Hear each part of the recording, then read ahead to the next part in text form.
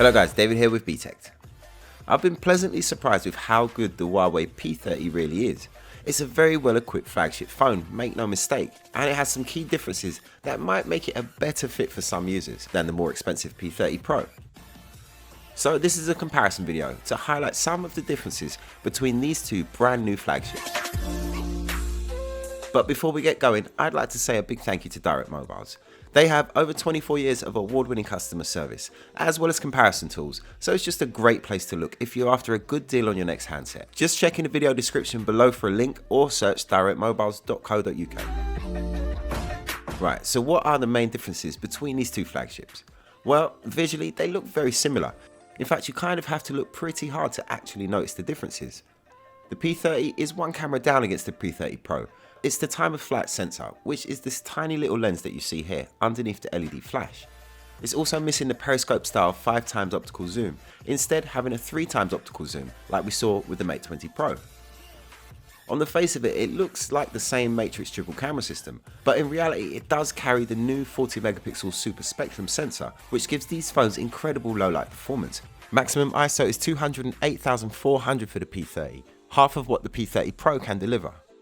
Lenses from top to bottom are the 40 megapixel wide angle lens with a 27mm equivalent focal length and an f1.8 lens, the 20 megapixel 16mm ultra wide angle lens with an f2.2 aperture, and at the bottom is the 8 megapixel 3x optical zoom with an 80mm equivalent focal length and an f2.4 lens, all with Leica optics, and in its own right it's a heavyweight photography setup. Obviously it's not going to have the same performance when it comes to depth of field shots, as it does not have that 3D time of flight sensor. Around the front it shares the same tech as the P30 Pro with its 32 megapixel front facing camera. Despite its high megapixel count, it still kind of looks like a front facing camera, if you know what I mean. The quality is nowhere near as good as the rear camera. I wished rather than going for more and more megapixels they would just focus on quality. It's not too bad to be honest, but if I want to take a selfie I just use the rear facing camera and then use the volume keys to take the shot. But it's not just the camera where they share the same tech.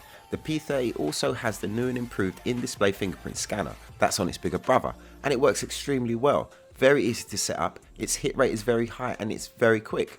Probably one of the quickest that I've seen so far. I'm sure by the end of the year that these in-display scanners will be just as quick as the regular ones. You might notice that the P30 does not have the curved display that's on the P30 Pro, and in all honesty the curved display does make it slightly more difficult to swipe in from the sides of the screen to go back whilst using the EMUI 9 gestures. Only slightly mind, but I know that a lot of people actually do prefer that flat screen, and I was quite surprised that Huawei went with the curved screen for the P30 Pro in the first place. I did expect it to have a flat screen like the P20 Pro did. Another difference here that you'll notice on the front is that the P30 Pro does not have a speaker grill for the earpiece. It uses the screen vibrating it to create the sound. The P30 does it in the more traditional way, with Huawei placing the speaker grill right on the corner of the bezel, minimizing its footprint as much as possible. Battery power is slightly down on the P30 Pro. We've got a 3650 mAh battery in the P30 versus the 4200 mAh in the P30 Pro. And both phones do display extremely good battery life. But there is a bit of an advantage if you go for the Pro model, as you get the 40 watt supercharger, which is one of my favourite things about Huawei flagships. With the P30 you still get the 22.5 watt supercharger, which is still crazy fast. Wireless charging is something else that is left out from the regular P30, which means no wireless reverse charging. Wireless charging I find is very handy, but the reverse charging isn't really that useful. If you've not had wireless charging before then you won't miss it, but if you have then you probably would be a little bit disappointed going with the P30. Sound wise they sound pretty much exactly the same. They both use a single downfiring speaker. The sound quality coming from both of them is very good. Volume could be a little bit louder if you ask me, but it's plenty loud enough really. Another key difference, and a reason that a lot of people might want to go with the P30, is the fact that it has a headphone jack, which is something that they've left out from the P30 Pro. For me it's not that much of a problem, but for a lot of people this could be the deciding factor. Overall, I think they've done a much better job equipping the P30 this year than they did last year with the P20. I think it was a clever move making the two handsets look more like each other than they did before.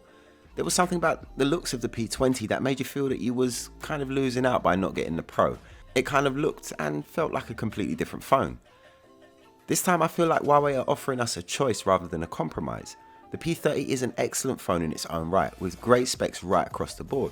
If you like the look of the P30 Pro but you think it's a little bit out of your price range, or you just don't want to spend that much, then I would definitely recommend taking a look at the P30. Anyway, that's it from me. Thanks for watching my comparison between the Huawei P30 and the Huawei P30 Pro. Take it from me, they've done a much better job with the P30 this time. Looking to get hold of a P30 Lite very soon. But my only other wish for the P30 series is that I wish they'd made a P30X. Hey, if you enjoyed this video, then please hit the subscribe button, double tap notifications and smash the like button. As always, lots more phone reviews and comparisons on the way. You can also follow me on Facebook, Instagram and Twitter. It's at Btekt. Or add me on Snapchat at david.btekt. My name's David and this is Btekt.